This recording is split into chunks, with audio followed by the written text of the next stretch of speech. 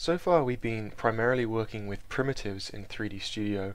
Now I'd like to show you how we can really take these objects to the next level and turn them into editable meshes, and working with the components or sub-objects of these meshes so that we can actually start to distort them and deform them into more interesting, more complex shapes. So far in Max we've been looking purely at primitives. So these are essentially what are known as parametric objects. So if I create a box, for example, let's create it as a cube, you can see that I can create this on in my perspective viewport.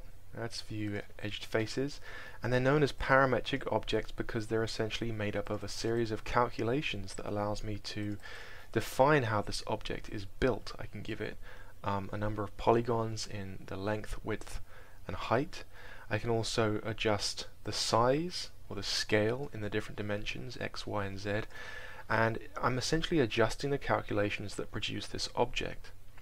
Now we can use this technology to clump together a number of basic primitives and build shapes or build some basic scenes.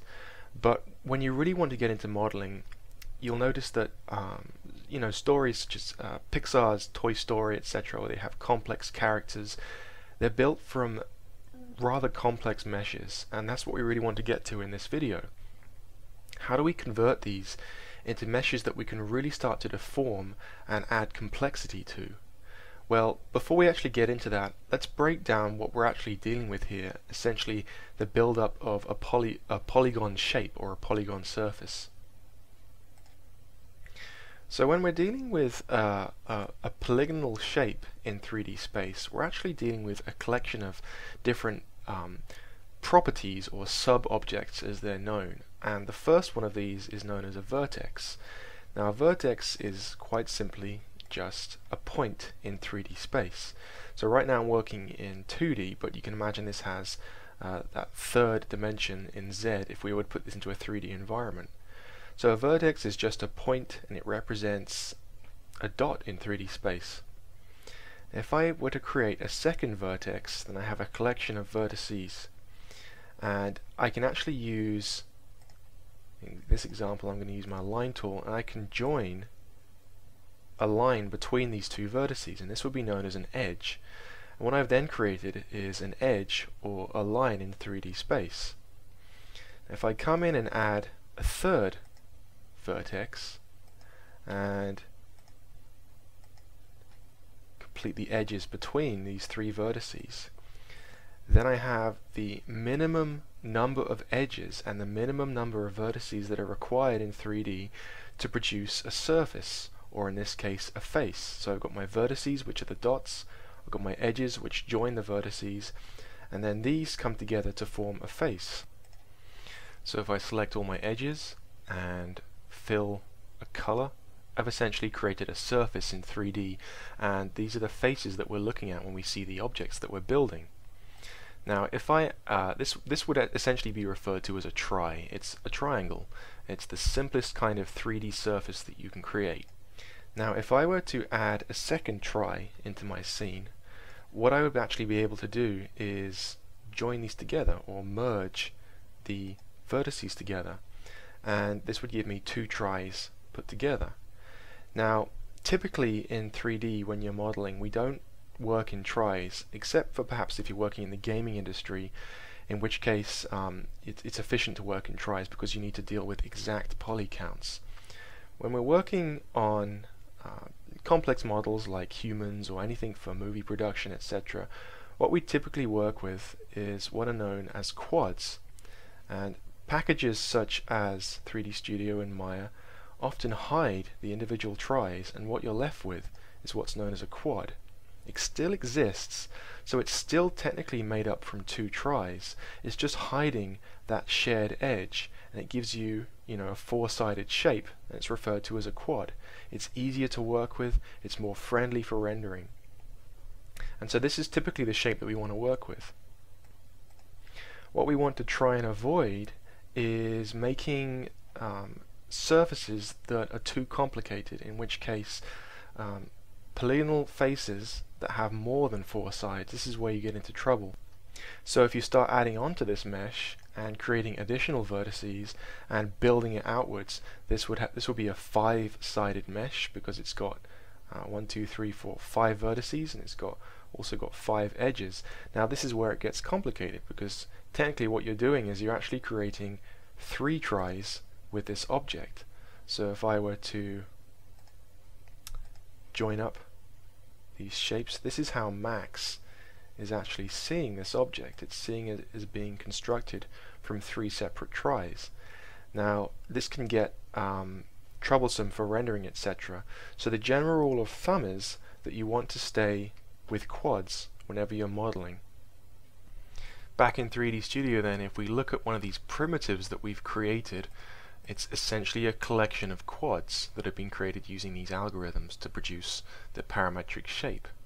Now if we were to add a modifier, for example, like tessellate, then we'd see how it's really constructed. These are the hidden edges that Max is hiding from us in order to make the mesh easier to work with. And essentially the object is in fact built from tries. So sometimes it can be useful to work in tries, but for the most part we ignore that hidden edge and we work in quads. What I'd like to do then is take you through some of the different kinds of surfaces that are available to us in 3D, or in this case in 3D Studio, and show you the difference between them and give you some ideas of when you might like to use particular types of surfaces. What we've been doing so far is working with standard primitives, which are essentially just collections of polygons, just polygonal primitives. Now what happens then if you want to go beyond just adjusting the number of segments that are available in this surface, the radius of this surface, beyond the parametric features or properties of this shape? We have to start editing it as an editable mesh. Now there are multiple ways to do this, and there are benefits for using the different methods. This is where I want to really get to introducing you to the modifier stack. The stack is seen here on the right in the command panel, and it's under the modify submenu. And what you can see to begin with is that we've created just a simple sphere, and that gets put in first on my stack. You can think of a stack as a first in, last out kind of device, whereby you've got a glass, for example, and you add different layers of colored sand. You can't get to that first layer until you've removed the top layers that you added. So the way that we can actually convert this into an editable mesh is firstly by adding a modifier to it. Now modifiers allow us to extend the functionality of this object, and they're found a couple of different places. You can find them in the modifier list here, but you can also find them from the modifier menu. In certain cases I prefer using these menus because everything is laid out and it's very easy to find, whereby when you're using the command panel you kind of have to flip through these tabs to find the different items that you're looking for. But it's really a question of personal preference. So let's take a look through the modifier list and see what we can add to this, and in particular I'm interested in these edit ones here. We've got edit poly, edit patch, edit normals, edit mesh. Now edit mesh and edit poly at first might look very similar. Let's go ahead and apply an edit mesh to this object and see what happens. Well, you can see we've added a modifier to the stack. If I click on my original sphere, I can come down and I can continue to edit these parametric features or properties of the original shape. With the edit mesh modifier, if I click on top, I can see the properties of this edit mesh modifier. I can see these different selections that I can create for this object. Now these are known as subobjects, and you can see reference to the different properties of these polygonal objects that I was talking about earlier. So I've got vertices here, just the points in 3D space. I've got my edges that join between the points. I've got my faces, and I've also got the full polygons, so you can see tries and quads. And then I've got actual elements of the object itself. So let's start by clicking on Vertex, and you can see how these different quads are merged or welded together. And I've got these different vertices on my object. So I can select them with either my select tool or hit W to go straight into my move tool. And I can move the individual vertices about. I'm going to switch to shaded mode. It's a little bit easier to work with. No distracting shadows in there. And you can instantly see how I can start to modify this object to a point where it's starting to look less and less like the original primitive, or sphere in this case, that it started out as. And this is how we start to build complex meshes, by going in and manually tweaking these individual vertices. And you might think, well, that's a little bit labor intensive, but the truth is that when you're actually doing something which is known as box modeling, this is what's involved. So you can imagine that less is more when you're working with these sub-objects. It's easier to work with low resolution meshes, less vertices, less edges, etc., to build up these objects. So I can start to adjust these vertices if I want. I can select my edges, and I can pick up edges, move the edge out. If I wanted to, I could even rotate the edge around or scale the edge out to make it larger. And I'm really starting to deform this object.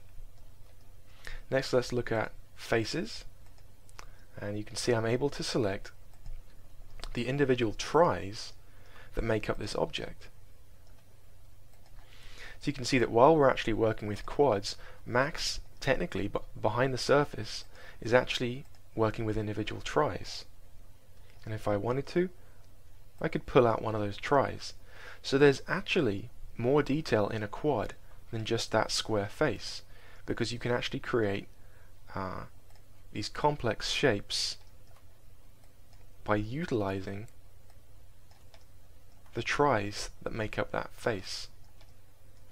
If I want to work just with quads, which is a little easier, then I can go to polygon mode and I can pick up the entire quad itself, pull this out, scale it, rotate it, etc., etc. And it's using this technique that we start to really deform and build up more complex meshes. Now, what I've done here isn't really the best example of how you would model something. We'll deal with that later. But this is just an example of how we can make this mesh into something more complicated.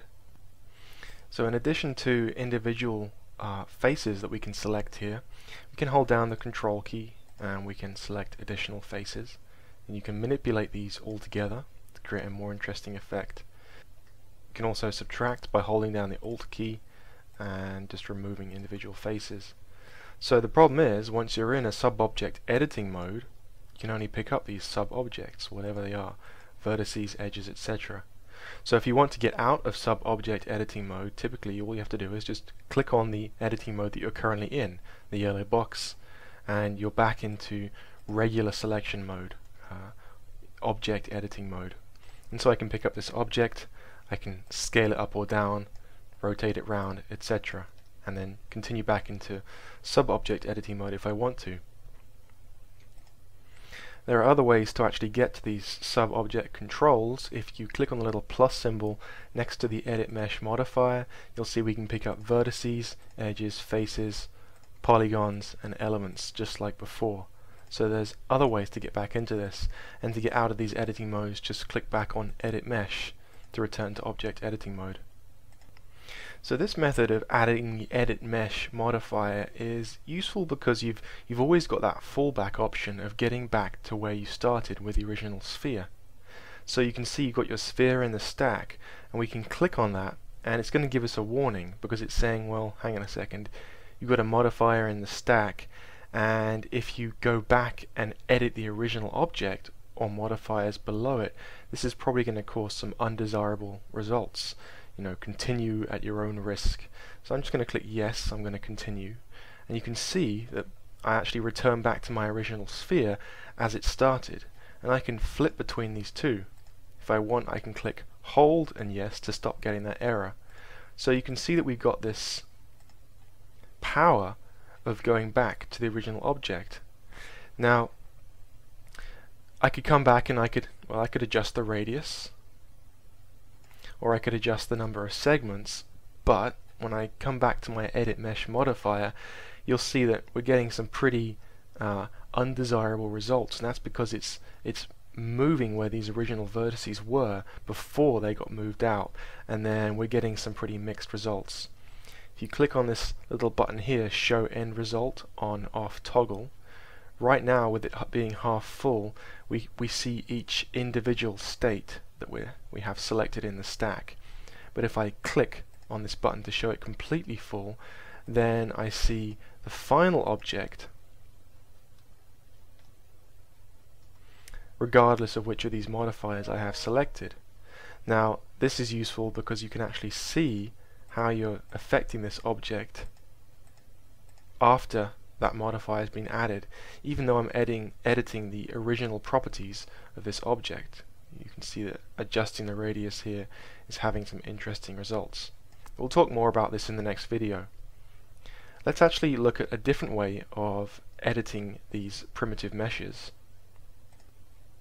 So let's create a brand new shape to work with. In this case I'm just going to use a box, and I'll create it as a cube that scales from the center. And rather than adding a modifier this time, I'm actually just going to right click on the object and I'm going to convert the object. Now instead of using editable mesh, well, let's use editable mesh again, just like before. This time you'll notice that I've lost that original box primitive in my modifier stack, so I can no longer get back to the original controls that built this object, that scale it, define how many divisions it has, etc. So I'm committing to this shape that I've created. Now there are benefits to this because it's faster. You don't have additional stack items in memory, so it's not having to build this object from scratch each time you edit it. The files will be smaller when you save it out, but you're essentially committed, and there's no way of going back without using the undo button, of course. So this is the method I would use if you plan on really editing and sculpting this object from this point on, without the ability to go back and edit the original primitive. So what are some of the properties that are available to us using the editable mesh modifier once we've converted this over? I'm going to start off by adjusting this primitive so it has quite a large number of polys, and then just like before I'll go ahead and commit to converting this to an editable mesh. Let's actually switch to vertex selection mode, and the first thing you'll notice is that when you start working with a very large number of polys, it's difficult to make kind of these subtle smooth changes. You know, I could pick up perhaps using my control key multiple points, but I'm not really getting a very effective kind of bulge, which is what I'm trying to create here, and this is where soft selections come in. So when you're in this sub-object editing mode, if you come down on your rollout to the soft selection tab and expand that out, you can turn on soft selection.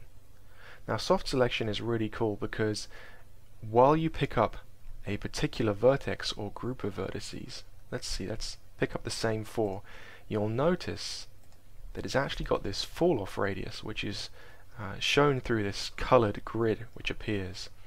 Now when I pull out these 4 polygons or vertices, you'll see that it's actually giving me a fall off, and it's interactively adjusting the points that are close to it to give me this softer effect, which is really useful. Let's undo this and let's look at some of these parameters. We can adjust this fall off by using this fall off property here. So I can adjust this slider here. I can increase or decrease the radius of the fall off to affect more or less of these. So this is really useful when you're trying to make, you know, some more natural, organic edits on higher resolution meshes. You can see how we can do this easily using soft selection. You'll notice that we've got this edge distance that we can turn on here. If I enable that, you can see it's set at 1. It's only going to affect one vertex out from the currently selected vertex, and as I increase this, I have a lot more control over where this is manipulating the mesh from this point that I've got selected. The pinch command here, this allows me to affect the fall off of the current selection and the soft selection. So as I increase the pinch, you'll notice that fall off gets a lot sharper. and brings that in. Gives me a different fall off there. Or I can actually put that into a negative. That's going to give me a really interesting effect. See how as I got this bulge that comes out, so I'm actually affecting these immediate surrounding vertices more so than the one that I'm actually moving out. Let me undo that quickly. Reset this to 0. Bubble is interesting. See how that kind of softens and bubbles out that fall off, again affecting how that's going to work and how that's going to affect the shape that I pull out. So definitely play around with soft selection to get used to how this works and the kind of effect that it's going to give you. Let's reset our scene and let's talk quickly. I'm going to create 2 cubes here, and I'd like to talk quickly about the difference between edit mesh and edit poly, just to give you a brief idea. So first of all, let's convert this left mesh to an editable mesh. Let's convert the right mesh to an editable poly. When you're doing basic sub-object editing, essentially using these vertices, faces, etc., it doesn't really matter which of these 2 options you use. You can see that both of them have the same available. As Max has kind of grown and expanded in its capabilities, they've added on these additional feature sets, and Edit Poly is one of those. With editable mesh being kind of an older legacy way of editing your models, you might think, well, why do they leave these older tools in there? And essentially it's there for redundancy, so older models can be loaded in newer versions of 3D Studio, so they keep the old tools even though they might have been replaced with more effective tools, with newer tools that can do more. The truth is, though, that there's always a reason to use edit mesh. There are reasons to use edit poly. You just have to use the right tool for the right situation, depending on what you're trying to do. Under edit mesh, we've got a set of pretty useful sub-objects: extrude, bevel, cut, etc. And under edit poly, you'll notice a different set of options. Now, some of them are the same. You can see that we can cut here, for example, but we can relax. We've also got these subdivision surface attributes when we want to start working with sub-D surfaces. So for now, I'd recommend that you actually just get started using the editable mesh. It's a little easier to get into, and it'll give you plenty of chance to get used to working with meshes and expanding their complexity. Before we move on away from polygons then in this video, I want to talk to you quickly about 2 more important factors that you should know about, and those are face normals and also back face culling. So let's create a simple object here, such as a sphere. Let's build this in the center, and let's lower down the number of segments that we have so it's a little less complicated. Okay. Let's just quickly convert this into an editable mesh, and let's start off in simple polygon mode, and I'm going to select the various faces that make up this object, and you'll notice this option here, show normals.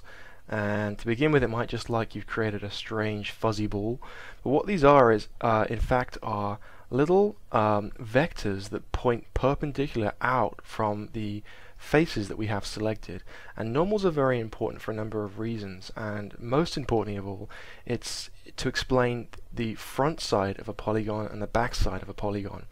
When the normal faces outwards, that indicates the front side of the polygon. They're also used for many other things. You'll notice that they're available in Vertex selection mode. I can also turn on the normals for the vertices, and these are used to calculate the shading equations across the surface. So even though this is a relatively low polygon count with just a bunch of flat squares on it, you'll notice that the shading of this object is in fact, let's turn off edged faces, the shading of this object is in fact nice and smooth, and that's because the software is interpolating or blending those normal values in to give this nice rounded object. So if we take an object, for example, like a simple plane, draw that on our grid, convert that down to an edit mesh, and if we do face normals, you'll notice that they point upwards, and those indicate the front side, or the in fact the face of the polygon. Now typically in software you'd only actually see the front side of the polygon, and when you turn it round traditionally you wouldn't see anything, it would just go invisible. But graphics cards have got to the point where they can quite comfortably handle two-sided polys, and so this is typically how we work in software. The next option I'd like to talk about is back-facing. So if I create an object such as a sphere, something which is a bit more interesting to work with, convert this down to an edit mesh,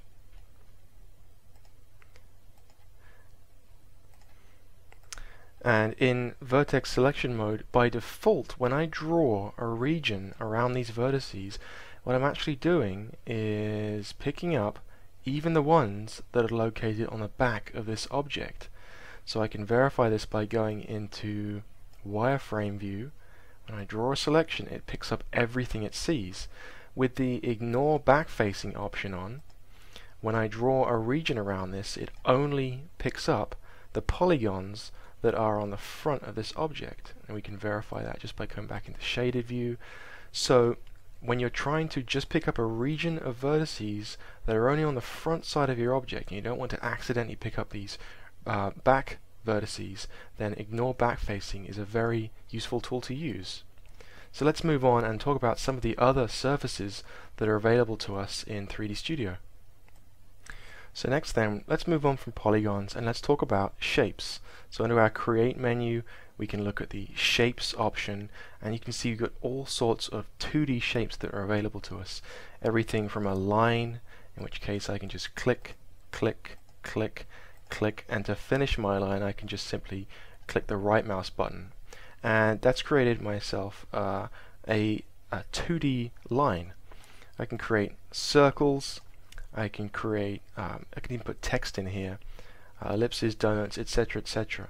And 2D objects are useful because they're essentially the basis of a 3D surface. We'll talk more about that later.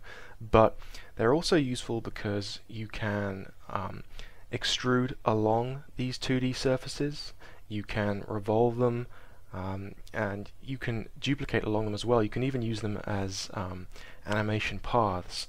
So 2D shapes are also another interesting surface that we'll get into later on. In addition to these standard splines that I've created here, we also have available to us NURBS curves. NURBS stands for non-uniform rational B-splines. What does that mean in English? It just means it's a different kind of maths that's used to calculate these lines. And they put all sorts of different ways of creating standard lines and curves in the software so that you can use the ones that are essentially your preference. So we could create a point curve, in which case what I'm able to do is click points and drag to adjust how this shape curves. Again, I can right click to finish the curve. I could also create a CV curve, which stands for Control Vertex Curve. And what I'm actually doing is creating this kind of hole, this low res yellow hole, and it interpolates a curved shape through that. So again, just a different way of creating an object in 3D space. Alright, let's talk about patches. So if we come to our Create menu and go to Geometry, and under the drop down you will see Patch Grids. Patches, let's start with a quad patch, are essentially a variety, they're something different from polygons. They use the curves that we saw previously, and what they do is they interpolate between multiple sets of curves to create a patch surface. So once you've created your patch, just like with the poly surface, it's currently in its parametric state. So when we come to the edit or the modify menu, then we've got the standard segments that we can change. But if I right click on the quad patch, I can change it to an editable patch. And you'll notice that I've got these vertices here. It's still looking like polygons so far, but watch what happens when I start to move one of these vertices. it's a completely different kind of surface. It's curved. It's actually a bunch of these, in fact in this case, Bezier curves, which you're probably familiar with using in 2D applications like Illustrator. And you'll notice I've got these Bezier handles, and I can adjust the curves to my liking. So patches are very powerful in that they give you that added flexibility of creating curved shapes between the vertices by adjusting the Bezier handles on each of these curves. So very, very powerful.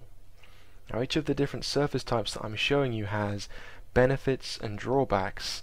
So you can imagine that one of the drawbacks with using this kind of surface is it's that much more complicated than polygons, so it's going to be more difficult to compute. It's going to take longer to calculate these surfaces, and therefore once you start creating complex surfaces, it could take longer to render and also be a little bit harder to texture when we get into that. But those are patches made from Bezier curves. Let's move on. Under our Create menu, we can come to Geometry again, and from our drop down, this time let's look at NURBS surfaces. So if I go ahead and create a, let's do a CV surface, and again this is like those curves we created, the point curve and the CV curve.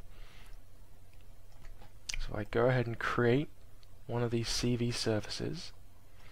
Look at the Modify tab. You can see firstly I get this set of NURBS editing tools that pops up, but we've also got different ways to control general attributes as to how this surface is made up. Well, let's expand out NURBS surfaces, and you'll see these options: Surface, CV, and Surface. We'll go ahead and click on Surface, and suddenly it's going to start looking a little bit familiar. Single CV. If I click on one of these points, it's just like the 2D shapes that I made from NURBS, remember non-uniform rational B-splines. It's just a variety. It takes longer to compute, but you'll notice that I've got this control hull that I can adjust, and underneath I've got this beautiful curved NURBS surface that gets calculated from this. So again, I'm not using Bezier curves this time. I'm just using a different kind of technology, and these are NURBS surfaces. Now at one time, kind of I would say in the early 2000s, the late 90s, early 2000s, these were becoming very popular because the limitation with polygons was just that they're so blocky. And back in the day, computers couldn't calculate multiple sets of polygons like they can today, so things looked rather blocky. So NURBS were supposed to be the savior and replace polys because they can create curved shapes. But it kind of became very quickly clear that they're harder to work with. They're great for simple curved surfaces. They have a great application for that, but they're a little harder to texture. They're more computationally expensive to calculate, and they take longer to render. So again, just a different kind of technology, different from patch grids and different from polygons. These are NURBS surfaces. A fun technology that people like to get involved in fairly early on when they start 3D is compound objects. And essentially what I'm going to do to start with is just create a standard primitive, so polygon primitive. And I'm going to create two spheres, 1, 2. And what I'm going to do is just use my move tool, and I'm going to overlap these two primitives so that they both intersect each other like this. Now with one of these polygonal surfaces selected, I'm actually going to switch down to compound objects. And the one I'm interested in right now is booleans. If I click on boolean, what I've actually done is I've added a boolean modifier to this sphere here. And we've got a pretty straightforward option here, pick operand B. Well, if I click on this and then select the second object, we've just performed a boolean operation using these two objects. And what I've done is I've actually sliced away the first object from the second object. Now that's kind of fun. That works. Let's look at some of the other options we have. So if we scroll down, we can see that I've subtracted A from B. What if I subtract B from A? And we kind of have this Death Star thing going on, which is interesting. Very easy to do. Doesn't always work quite as you'd expect. They can be a little picky sometimes. Let's try an intersection. What we've then got is the result, what's left in between the two objects where they overlap. And a union, it just joins the object together. And if you switch to wireframe mode, we can verify that this sphere doesn't exist in this sphere anymore. They've become one object. So Boolean operations are a lot of fun when you're just trying to do simple addition, adding objects together, subtracting one object from another. When you get a little more serious about modeling, you typically shy away from Booleans because they can be a little messy. You'll notice that I've got problems here with multiple sides on this polygon, for example, because of what's left over from the geometry on this polygon. So that wouldn't be considered a clean mesh. But for simple editing exercises, this is a lot of fun. So I definitely recommend you play around with Boolean, which are found under the compound object modifier list. Well, what else can we create in 3D applications such as 3D Studio Max in addition to these different types of surfaces we've looked at? We've looked at polygons, we've looked at patch grids, NURBS surfaces, etc. Well, we can also create what are known as particle systems. And this is how they create, well, they often create the effects in movies such as snow or rain coming down on a scene that needs that kind of effect. So under the standard geometry, if we look at the list, we'll see particle systems. I can go ahead and create a snow object. I'm just going to click and drag, and what I'm doing is I'm creating an emitter to shoot this snow out of, and you'll notice that it has a normal sticking out, that vector sticking out. That shows me the direction that this snow is going to come out of this object. And quite simply, if I just click play on my timeline, I'm dynamically calculating snow particles being emitted from this shape. And when you actually come to rendering, you can actually get these to look any way that you want them to look. They're just simply placeholders for other types of geometry or objects. That's being calculated along our timeline here. In addition to that, we can do fun things like add in helpers. So if I go to my Space Warps menu, I can select from Forces, and I can pick up, let's pick up a wind object, and let's create that here. You'll notice it's currently pointing straight up. I can transform this round, and what I can do is I can link this space warp to my snow emitter, and suddenly my snow has this wind force that affects it here. So I could get really clever. I could come to my modify tab and I could adjust the strength of this wind, and you'll notice I can adjust how my snow is falling. So in addition to creating standard geometry in 3D applications, we can also create particle systems and use things like dynamics and create really complicated setups that are using some very complex and intelligent mathematics that's going on inside this software. In addition to particle systems, we can also create things like hair and fur, so we can build characters and create realistic looking hair, which will even react to the forces that I showed you, such as wind and gravity. And we can also play around with cloth systems, where we can create clothing for characters, and clothing or fabrics such as tablecloths, and again we can get it to dynamically simulate according to forces such as wind and gravity, etc. So there's a lot more than meets the eye when it comes to 3D, and modeling is really just kind of scratching the surface. So this video has really just been an overview of the different types of surfaces and things that we can create inside 3D Studio.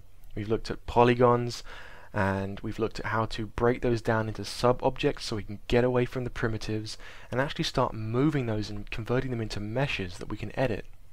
We've looked at patch grids, we've looked at NURBS surfaces and kind of discuss the differences between those two. And really, it's just a difference in the mathematical technology and equations that are being used to build those surfaces. Which do you use to model? Well, that comes down to a little bit of experience and a little bit of personal preference. But you'll soon get a grasp for which you prefer and which is appropriate for a given kind of model.